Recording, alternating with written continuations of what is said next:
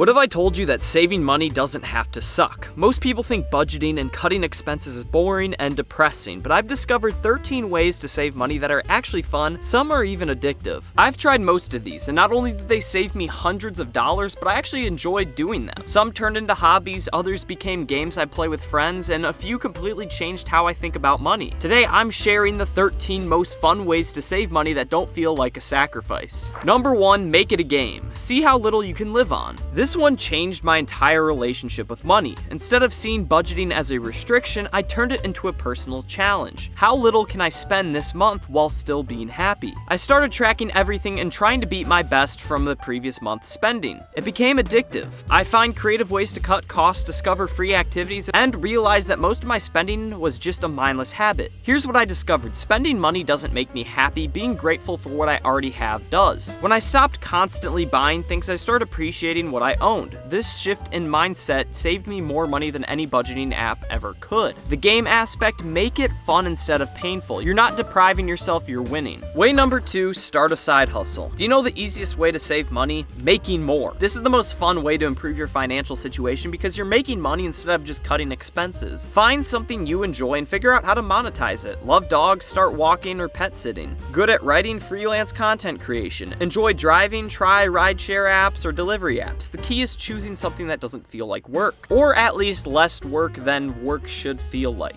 I started by making YouTube videos, and look, I'm still making them. Not only did it bring in a little bit of extra money, but it taught me new skills and eventually led to better career opportunities. Side hustles can be the bridge between where you are financially and where you want to be. It also can be extremely fun. Way number 3 is shop at thrift stores. Thrift shopping became one of my favorite hobbies. Instead of paying $15 a month for Netflix, I hunt for thrifted Blu-ray movies that cost about $2 to $3 each. I own the movies forever, and the treasure hunt aspect is actually more entertaining than scrolling through streaming services. But it goes beyond movies. The clothes section is where thrift shopping can get really exciting. You can find name brand jeans that normally cost $80 to $100 for $8 to $12. Designer shirts that retail for $50 to $60 are sitting there for $4 to $6. I've seen people find vintage band t-shirts worth hundreds of dollars for $3. The thrill of finding something amazing for almost nothing is genuinely fun. It's like a treasure hunt where you never know what you'll ever discover. Some days you find nothing, other days you walk out with $200 worth of stuff for $20. Plus, you're being environmentally conscious and supporting local charities. Most thrift stores fund community programs with their profits,